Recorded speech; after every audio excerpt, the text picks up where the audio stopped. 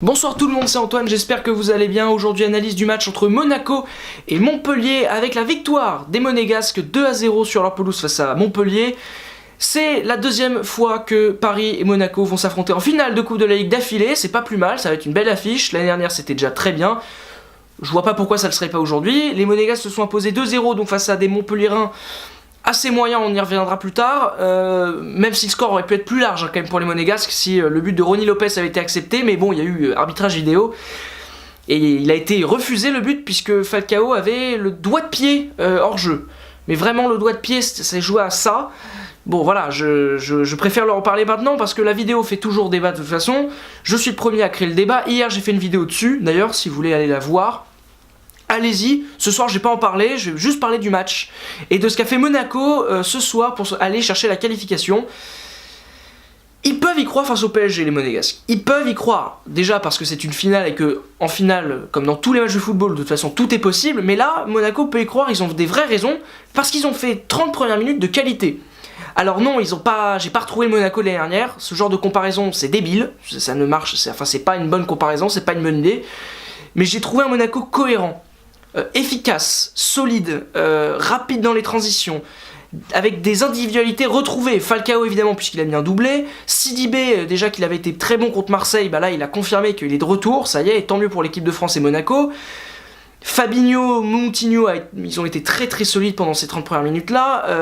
Pareil avec les joueurs offensifs globalement qui ont été intéressants.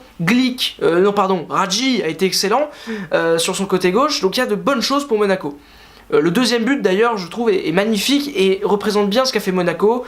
C'est solide, ça part en contre en une touche de balle et c'est remarquable techniquement. Maintenant, le problème, c'est qu'ils ont fait que 30 minutes. Face à des Montpelliérains, comme je vous l'ai dit, vraiment pas bons.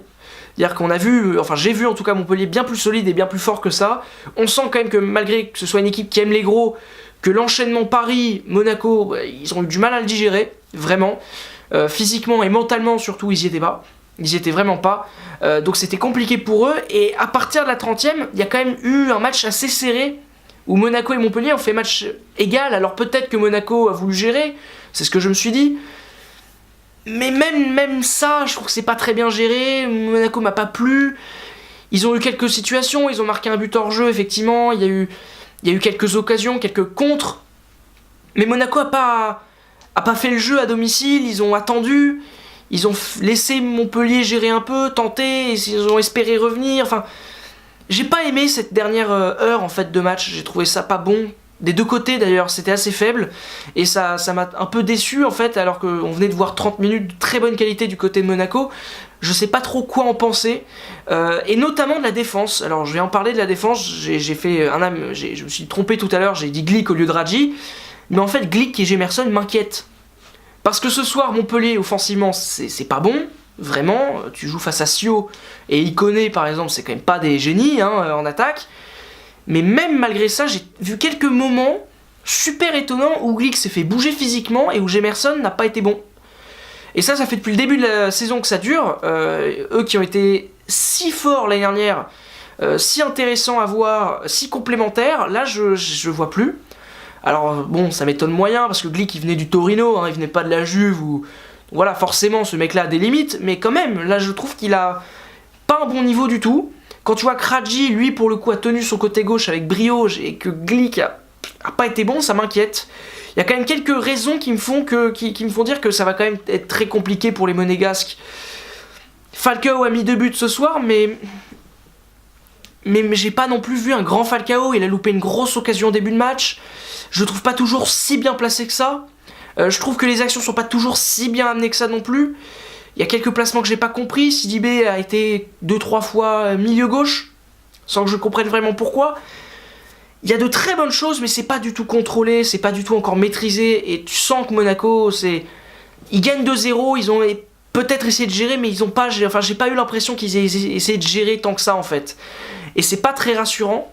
Je sais pas ce qu'ils vont être capables de donner face au PSG pendant 90 minutes, mais il va falloir qu'ils fassent mieux que ce qu'ils ont fait déjà pendant les 30 premières minutes aujourd'hui, pendant 90 minutes.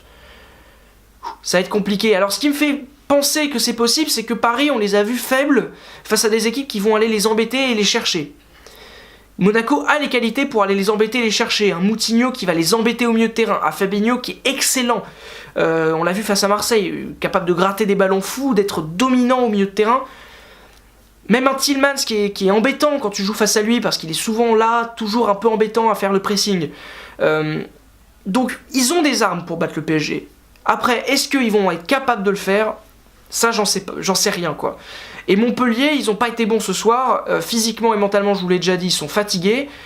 Vivement le retour de la Ligue 1 pour pouvoir calmer un petit peu. Ils sont 7ème de Ligue 1, donc ils sont pas loin de la 5ème. Ils peuvent essayer de se battre pour, même s'ils sont un peu loin en termes de points, mais on sait jamais. Je trouve quand même que ce que fait Derzakarian avec le peu d'armes qu'il a, parce que c'est pas une grande équipe, hein, Montpellier, leurs meilleurs joueurs, c'est pour moi Roussillon et Aguilar. Ce sont deux latéraux qu'on connaissait pas, ou en tout cas que je connaissais pas moi au début de la saison, donc c'est quand même assez remarquable. Maintenant voilà, le palier était trop haut, la marche était bien trop haute pour eux. Vivement le retour de la Ligue 1 pour qu'ils puissent jouer un match par semaine et que voilà quoi, que ce soit fait tranquillement. Donc la finale ce sera Paris-Monaco. J'espère qu'elle sera agréable à regarder à Bordeaux, hein, et que on va passer un agréable moment lors de ce match-là. Merci beaucoup d'avoir regardé cette vidéo. J'espère qu'elle vous a plu. Likez, partagez, commentez. Là évidemment, j'espère que vous appréciez la chaîne la chaîne Foot News ou la chaîne La Prolongue, tout simplement. Voilà, parce que c'est diffusé sur les deux chaînes. Vous voyez, on est un petit peu fou et tout. On s'éclate. On se retrouve à ce week-end pour parler des matchs de Ligue 1 et notamment dimanche soir. Il y a un petit match qui concerne Monaco, qui recevra Lyon.